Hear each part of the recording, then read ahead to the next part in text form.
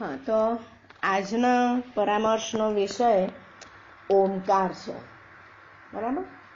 ઓમકાર આપણે દરેકે આ શબ્દ સાંભળ્યો છે અને પેઢીઓથી સાંભળતા આવ્યા છીએ. અને બધે જ્યાં જુઓ ત્યાં આપણે કહીએ મેડિટેશન, તો મેડિટેશનનો મતલબ શું? ઓમકાર. એવી રીતે આપણે બધા જાણીએ છીએ આ ઓમકાર શબ્દને. પણ તમને ક્યારે એવો પ્રશ્ન થયો છે કે કેમ ઓમકાર જ શબ્દ, કેમ ઓમ જ, બીજો કોઈ શબ્દ નહીં ને કેમ ઓમ? એવો કોઈ પ્રશ્ન થયો છે ક્યારે કે કેમ ઓમ જ? તો આપણા ઋષિ મુનિઓ કેટલા ઇન્ટેલિજન્ટ હતા કે એ લોકોએ આ શબ્દ કેમ પસંદ કર્યો, ઓમ? તો એ ઓમ શબ્દ એ 3 ટૂંકા શબ્દનું મિશ્રણ છે. આમ આપણે લખવા જઈએ તો આપણે આમ કરીને પાછું ઉ અને પાછું ઉપર એક મીંડું, એવી રીતે અ, ઉ અને મીંડું એટલે મ, એવું 3 બેઝિક શબ્દનું મિશ્રણ છે આ અ, ઉ ને મ. એટલે એને આપણે ઓમ રીતે કહીએ છીએ. તો ઋષિમુનિઓ જાણી ગયા કે આ એક જ બેઝિક આ 3 શબ્દ છે કે જે જીભ વિના બોલી શકાય છે. આપણા તો સંસ્કૃત ભાષાના જે આખી શબ્દાવલી છે એમાં શબ્દાવલીનું ક્લાસિફિકેશન જ એવી રીતે છે કે અહીંથી આટલી બારાખડી કંઠસ્થ સ્વર, એટલે આપણા કંઠમાંથી નીકળે. આટલાથી આટલી બારાખડીના અક્ષર એ તાળવાથી, જીભને ઉપર અડાડવાથી એ શબ્દો નીકળે, એટલે એ આ શબ્દો. એવી રીતે આપણે જે વાઉલ્સ કહીએ એ વ્યંજન, સ્વર અને વ્યંજન. હા, એટલે અ, આ, ઈ જે આપણા ગુજરાતી અને સંસ્કૃત બારાખડીના અક્ષરો છે એને શું કહેવાય? એ સ્વર કહેવાય કે વ્યંજન કહેવાય? અ, આ, ઈ તમને ખ્યાલ છે? સ્વર. હા, તો એ સ્વર એ બેઝિક, અને એ વ્યંજનના જે ક, ખ, ગ, ગ છે એની સાથે એ સ્વર જોઈન થઈને જુદા જુદા શબ્દ બને.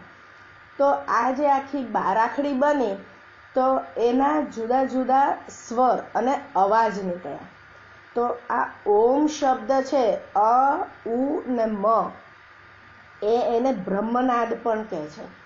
એટલે આપણા ઋષિ મુનિઓને ખબર પડી કે આ શબ્દ આખા યુનિવર્સમાં બેઝિક આ શબ્દ વાગે છે, સંભળાય છે, અને એટલે એને બ્રહ્મનાદ કહે છે. એ ઉત્પત્તિનો શબ્દ કહે છે. એટલે આ, અને પછી આપણા ઋષિ મુનિઓએ એટલે આ શબ્દ ચૂઝ કર્યો કે આની અંદર સૌથી વધારે શક્તિ છે, અને આ શબ્દના ઉચ્ચારણથી આપણા શરીરમાં જે ચક્રના સેન્ટર્સ છે, શક્તિના સેન્ટર આપણે જે જોઈ ગયા 7 ચક્રો, એક એક ચક્ર એક એક શબ્દ સાથે કનેક્ટેડ છે, અને એ શબ્દની એ શક્તિ હોય છે. તો આ ઓમ બોલવાથી એ મ જ્યારે આપણે છેલ્લું બોલીએ તો એ મ આપણું નાભી આગળથી એ અવાજ આવે. આપણો નાભીનો પાર્ટ એટલે પેટનો પાર્ટ અંદર દબાય એટલે એ સૌથી નીચેનું આપણું મૂલાધાર ચક્ર છે, અને મૂલાધારની નીચેથી આપણી કુંડલીની શક્તિ મૂલાધારથી ચાલુ થાય. એટલે એ જે દબાય એટલે એ કુંડલીની શક્તિ આપણી એક્ટિવેટ થાય, અને એ શક્તિ આપણા ચક્રની અંદર ફરીને ઉપર આવે. હવે આપણે અ, ઉ ને મ, આપણે જુદા જુદા ધર્મમાં બી અગર જોઈએ, ચલો આપણે માની લઈએ કે આપણો આ હિન્દુ ધર્મ અને બુદ્ધ ધર્મનું મેડિટેશન તો મેઇન આ ઓમ ઉપર છે. તો આજના સાયન્ટિસ્ટોએ વિચાર કર્યો કે ભાઈ આપણે રિસર્ચ કરીએ કે કેમ આ ઓમ શબ્દ જ. તો એ લોકોએ જોયું તો બુદ્ધિસ્ટ લોકો જે આ ઓમ ઉપર લાંબા સમયથી મેડિટેશન કરતા હતા, તો એ લોકોના મગજ ઉપર બધા પ્લગ્સ ભરાઈને એ લોકોના બ્રેન વેવ્સ લીધા. તો બ્રેન વેવ્સ લીધા તો જે પ્રોફેશનલ આ મેડિટેટર્સ હતા, તો એ લોકોના બ્રેનમાંથી આ જ્યારે ઓમ બોલે ને ત્યારે 4 થી 10 ફ્રીક્વન્સી હર્ટ્ઝ કે એને એટલી ફ્રીક્વન્સીના વેવ્સ નીકળે. એટલી ફ્રીક્વન્સી એટલે 1 સેકન્ડ વેવ એટલે આમ શું કહેવાય તરંગ, એટલે ઉપર હોય નીચે હોય, ઉપર હોય નીચે હોય, એવી રીતે આપણો આ અવાજ પ્રસરતો હોય. એને 1 મિનિટની અંદર જેટલું ઉપર નીચે થાય એને ફ્રીક્વન્સી કહેવાય. હવે જેટલી ઓછી ફ્રીક્વન્સી એટલે એટલા એના વેવ્સ જે તરંગ હોય ને એ પહોળા હોય અને એની હાઈટ ઓછી હોય, એમ્પ્લિટ્યુડ એને કહેવાય, એ ઓછી હોય. એટલે આજે આપણે ઓમ બોલીએ ને ત્યારે એકદમ પ્રેક્ટિસ, ખાસો ટાઈમના પ્રેક્ટિસ પછી એ 4 to 10 હર્ટ્ઝની ફ્રીક્વન્સીના બ્રેન વેવ્સ આપણા મગજમાંથી બહાર નીકળે છે. અને પછી એ લોકોએ જોયું, સાયન્ટિસ્ટોએ, કે આ બ્રેન વેવ્સ આપણી જે પિટ્યુટરી ગ્લેન્ડ છે, જે બધા હોર્મોન્સનું કંટ્રોલ રેગ્યુલેશન કરે છે, તો આ ફ્રીક્વન્સીના બ્રેન વેવ્સ પર એ ન્યુરો ટ્રાન્સમીટર સિક્રેટ કરે છે, સિરોટોનિન અને મિલેટોનિન. હવે સિરોટોનિન એ શાંતિનું ન્યુરો ટ્રાન્સમીટર છે. એ ન્યુરો ટ્રાન્સમીટર એટલે એક કેમિકલ છે, એક સિરોટોનિન હોર્મોન છે. એ આપણી પિટ્યુટરીમાંથી સિક્રેટ થાય અને એ હોર્મોન એટલે શાંતિનો અનુભવ થાય. હવે શાંતિનો અનુભવ આપણને ક્યારે થાય? કે જ્યારે આપણી બ્રેન એક્ટિવિટીમાં બીજા વિચારો ના હોય. જે આમ તો ખૂબ વિચારો આપણા બ્રેનમાં ચાલતા જ હોય છે. આપણે મેડિટેશનમાં જોયું કે 144 સેકન્ડ સુધી એક પણ વિચાર ન આવે તો એ મેડિટેટિવ સ્ટેજ કહેવાય. તો એવું તો આપણે બને જ નહીં. 1 સેકન્ડ માટે બી વિચાર વિનાનું બ્રેન આપણું બને જ નહીં. આ નહીં તો આપણી આંખો ખુલ્લી હોય તો આ વસ્તુનો વિચાર, જેટલું દેખાય એટલી વસ્તુનો વિચાર, એવું થાય. તો આ સિરોટોનિન જે સિક્રેટ થાય, તો એ હોર્મોનથી એ જે આપણા સિગ્નલ્સ આપણા લઈ જાય, ન્યુરોન્સ જે લઈ જાય, જે વિચારો લઈ જાય, એને શાંત કરી દે. એ શાંત થઈ જાય ને એટલે આપણને શાંતિનો અનુભવ થાય. એ શાંતિના અનુભવથી શું થાય કે આપણા જે બોડી ઓર્ગન્સ અને ચયાપચયની ક્રિયાઓ જે ચાલતી હોય એ એકદમ શાંત થઈ જાય. હવે આપણે કોઈ કહે કે આપણે ઊંઘી જઈએ તો it is as good as meditation, એવું આપણે મનાય? પણ એ ના મનાય. કારણ કે આપણે સૂઈ જઈએ ને ત્યારે આપણું માઇન્ડ કોન્શિયસ નથી, એ સબકોન્શિયસમાં જતું રહે. અને આ સાયન્ટિસ્ટોએ પ્રૂવ કર્યું કે જે આ મેડિટેશન કરતા હોય છે અને મેડિટેટિવ સ્ટેજ હોય છે ને, ત્યારે મેટાબોલિઝમ એટલે જે ચયાપચયની ક્રિયાનું રેટ છે ને, એ આપણે ડીપ સ્લીપમાં હોઈએ ને એના કરતાં પણ ઓછી હોય છે. એટલે આપણે ઊંઘ કરતાં પણ આપણે સાચે સાચનું અને સતત મેડિટેશનની પ્રેક્ટિસ કરતા રહીએ તો એ 10 મિનિટનું મેડિટેશન આપણને ઊંઘ કરતાં પણ વધારે ફાયદો આપે છે. આપણું બોડી વધારે રિલેક્સ રહે છે. આપણા બધી બોડીની સિસ્ટમ્સને પણ ખૂબ આરામ મળતો હોય છે. એટલે ઘણા લોકો કેટલા બધા દિવસોના કલાકો કામ કરી શકે છે. કેમ કરી શકે છે? આ મેડિટેશનની તાકાતથી. નહીતર બોડીને તો આરામ જોઈએ જ, આપણી બોડીની ડાયજેસ્ટિવ સિસ્ટમ્સને પણ આરામ જોઈએ, નહીતર આ થાકી જાય અને પછી માંદા પડે.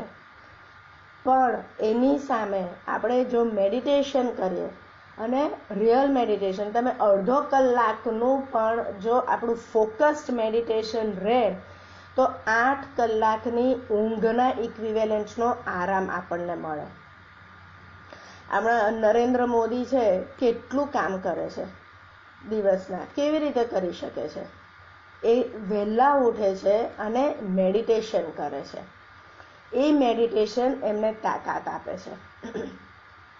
એટલે આ ઓમ શબ્દ જે આપણે જોઈએ તો એ આ સાયન્ટિસ્ટોએ પ્રૂવ કર્યું કે અ ઉ ને મ, તો અ શબ્દ જે આપણો નીકળે એ કોન્શિયસ અવેકનિંગ લેવલ ઉપરનો શબ્દ છે. ઉ એટલે આપણું ડ્રીમ સ્ટેટ, સ્વપ્નાવસ્થાનો જેટલો એ શબ્દ એને રિલેટ કરે છે. અને મ આપણે જે બોલીએ એ ડીપ સ્લીપને સાથે કનેક્ટેડ છે. એટલે આપણે બોલીએ ત્યારે આપણું મોઢું આટલું ખુલ્લું હોય, લિપ્સ ખુલ્લા હોય. પછી જો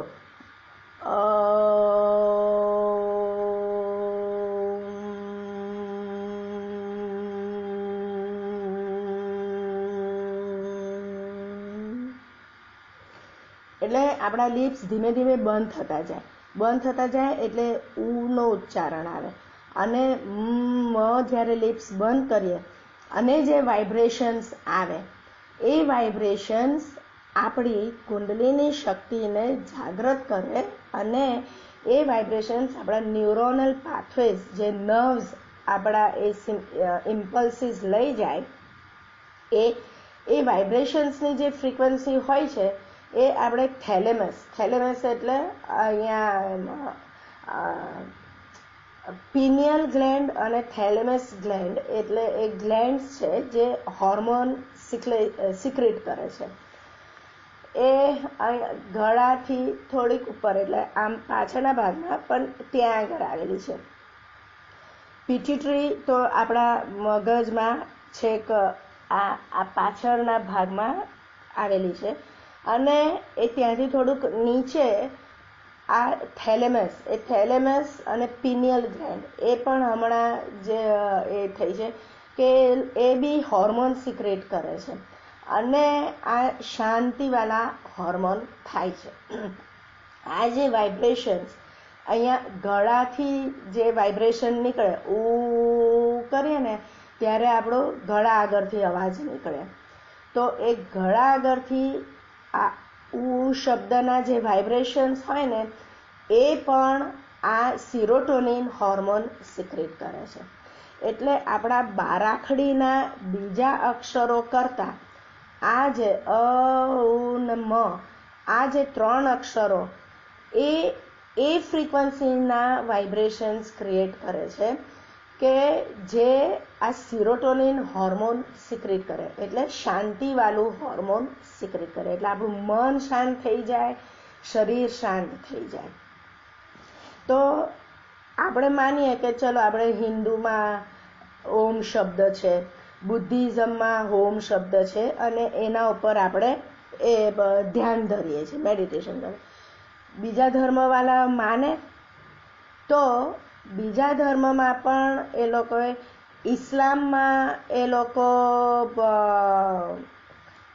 આમીન કોઈ બી પ્રાર્થનાને એ લોકો એમની જે પૂરી થાય અને પછી એ લોકો આમીન એવું શબ્દ બોલે, તો એ પણ ઉચ્ચારણ આવી રીતનું ન જો ના કાઢે તો અ ને મ એમાં છે. પછી ક્રિશ્ચિયનમાં બી કોઈ બી પ્રાર્થના એમની પૂરી થાય ચર્ચમાં તો એમન એવું બોલે, એટલે એ પણ અ ને મ એની અંદર છે. એટલે એ લોકોનામાં પણ, એ ધર્મગુરુઓમાં પણ એમને થયું કે આ અ ને મ એ શબ્દ મહત્વના છે. પછી રિસર્ચરોએ એ કર્યો કે ભાઈ આ ઓમ શબ્દ બોલે છે તો એને રિધમિક, હવે એ જ રિધમમાં અગર કોઈ મ્યુઝિક વગાડીએ તો મ્યુઝિક એટલે ખાલી મ્યુઝિક, કોઈ શબ્દ નહીં, ખાલી મ્યુઝિક વગાડીએ તો એની અસર પડે છે? તો એ લોકોએ જોયું તો એની અસર નથી થતી. એની સાથે આ શબ્દના ઉચ્ચારણ જોઈએ તો એની અસર પડે છે. એ લોકો છે ને બ્રેન ઉપર એ પ્લગ્સ મૂકી દે અને બ્રેન વેવ મેઝર કરે. પછી એ લોકોએ તો ત્યાં સુધી શોધ કરી છે કે આ એક એક શબ્દનું ચિત્ર બને છે. એ ચિત્ર, હવે ઓમ બોલીએ ને તો એ લોકોએ પિક્ચર પાડ્યું કે કેવું ચિત્ર બને છે શબ્દનું. તો આપણું શ્રીયંત્ર છે ને, શ્રીયંત્ર એટલે આ બધા આમ ટ્રાયેંગલ, એક આમ ટ્રાયેંગલ, પછી એક ઊંધું ટ્રાયેંગલ, આમ સ્ટારના ફોર્મમાં હોય, ઉપરા ઉપરી બધા ટ્રાયેંગલ્સ હોય, એને શ્રીયંત્ર કહીએ છીએ. અને એ કન્ટિન્યુઅસ એક્સપાન્ડ થઈ રાખે. તો આ રિસર્ચરોએ જોયું કે ઓમની જે ફ્રીક્વન્સી અને જે રીતે બોલાય છે તો એનું ચિત્ર, શબ્દનું ચિત્ર આવું બને છે. અને એ શ્રીયંત્ર અને એ એક્સપાન્સિવ, એટલે એનો મતલબ આપણા ઋષિ મુનિઓએ જે કીધું હતું કે આ બ્રહ્મનાદ છે, ઓમ, આ એ આખો શબ્દ, આ ફ્રીક્વન્સી, એ વાઇબ્રેશન્સ બ્રહ્માંડમાં હોય છે. અને કોઈ પણ વસ્તુની ઉત્પત્તિ વખતે અને કન્ટિન્યુઅસલી આ બ્રહ્મનાદ એટલે બ્રહ્માંડમાં આ શબ્દ વાગતો જ હોય છે. અને એટલે આ ઓમ શબ્દનું આટલું બધું ઇમ્પોર્ટન્સ છે. પછી આપણે નેક્સ્ટ લેક્ચરમાં લઈશું કે આ એક એક શબ્દનો ચિત્રણ, એ લોકોએ ચિત્રણ કર્યું અને એની ફોટોગ્રાફી, અને એક એક શબ્દની સાથેનો કલર, કે જે આપણે ચક્ર વખતે જોઈ ગયા કે એક એક ચક્રનો એક એક શબ્દ કનેક્ટેડ હતો અને એક એક ચક્ર એક એક કલર સાથે કનેક્ટેડ હતો. એ બધું તો આપણા ઉપનિષદોમાં લખેલું હતું અને આપણે સ્વીકારી લીધું. આપણે તો સ્વીકારી જ લઈએ છીએ કે આપણા શાસ્ત્રો અને આપણા ઋષિ મુનિઓ એકદમ ગ્રેટ હતા અને એમણે સીધું આપણને આ શાસ્ત્ર આપી દીધું છે. પણ વેસ્ટર્ન કલ્ચર, એ લોકો આની અંદર એમની બુદ્ધિથી રિસર્ચ કરવા માંગે છે કે ભાઈ આ બધા આવું કહે છે હિન્દુ શાસ્ત્રમાં, તે સાચું છે કે નહીં. તો એ લોકો જે અત્યારે એક્સપેરિમેન્ટ કરે છે અને એ લોકોને જોવા મળે છે, બહુ સરસ એક્સપેરિમેન્ટ કરે છે. એ લોકો આખું સાયમેટિક્સ, આખું સાયન્સ છે કે શબ્દ અને એનું ચિત્રણ, કેવું ચિત્ર બને છે આ શબ્દથી, એનું આખું સાયન્સ છે. અને એ સાયમેસ્કોપ એવું એક ઇન્સ્ટ્રુમેન્ટ એ લોકોએ બનાવ્યું છે. અને એ ઇન્સ્ટ્રુમેન્ટ એ લોકો જે બહેરા હોય ને, હવે જે બહેરા હોય તો એ લોકોને શબ્દ સંભળાય નહીં, શબ્દ સંભળાય નહીં તો એ લોકોને કોઈ શબ્દ શું છે એ ખબર જ ના પડે. તો આ લોકોએ શું કર્યું, આ સાયમેસ્કોપથી એક એક આપણે જે શબ્દ બોલીએ ને તો એ શબ્દનું એક ચિત્ર બને. તો એ ચિત્ર એ લોકોએ ફોટોગ્રાફી કરીને સેવ કરીને રાખ્યું. તો એ ચિત્ર ઉપરથી આ ડેફ બહેરા માણસોને એ શીખવાડે કે આ આવું ચિત્ર છે એટલે એનો શબ્દ આ, અને પછી એ લોકો એ શબ્દ લખે. એ શબ્દ લખે એટલે પછી એ લોકોને એ આ સાયનોસ્કોપ છે ને ઇન્સ્ટ્રુમેન્ટ છે. એટલે આપણે પછી એ કોઈક બહેરા માણસ સાથે વાત કરતા હોઈએ તો આપણે એ શબ્દ બોલીએ એટલે એને એ સાયનોસ્કોપમાં એ ચિત્ર દેખાય. એ ચિત્ર દેખાય એટલે એ ઇન્ટરપ્રિટ કરે કે આ વ્યક્તિ આ શબ્દ બોલે છે. આવી રીતના આખું આ સાયન્સ ડેવલપ કર્યું છે કે એક એક શબ્દનો આવી રીતે ચિત્ર બી બને છે ને એક એક શબ્દનો આવી લાઇટ પણ હોય છે. તો એ ચિત્ર અને લાઇટવાળું આપણે નેક્સ્ટ સેશનમાં લઈશું. હવે આ ઓમ કેવી રીતે બોલવાનો અને કેટલી ફ્રીક્વન્સી, એકદમ ધીમે ધીમે બોલવાનો, જેટલા લો પીચ અવાજમાં બોલવાનો, અને આજે હું જે કહું છું કે એનું કલર અને એનું ચિત્રણ, એ જે આપણે નોર્મલી ઓમના સ્ટીકરો જે મળતા હોય છે તે કેવું આમ ઇન્ડિગો કલર વચ્ચેનું સેન્ટર હોય છે, અને પછી આમ બહાર સ્પ્રેડ થઈને પછી બહારની લેયર એ લોકો બ્લુ જેવું કરે છે. તો એ કોન્સન્ટ્રેશન માટે સારું પડે છે. એટલે એ આપણે નેક્સ્ટ ટાઈમ લઈશું કે એના દરેકના કયા કયા કલરો બને છે. તો આપણે ટટ્ટાર બેસીને, અને એ લોકોએ આ પણ પ્રૂફ કરીને બતાડ્યું કે ઓમ શબ્દ બોલીએ તો આપણું ફોકસ, કોન્સન્ટ્રેશન આપણું વધે છે. એટલે આંખો બંધ કરીને આપણે ફોકસ કરવાનું આપણા શબ્દો ઉપર. જો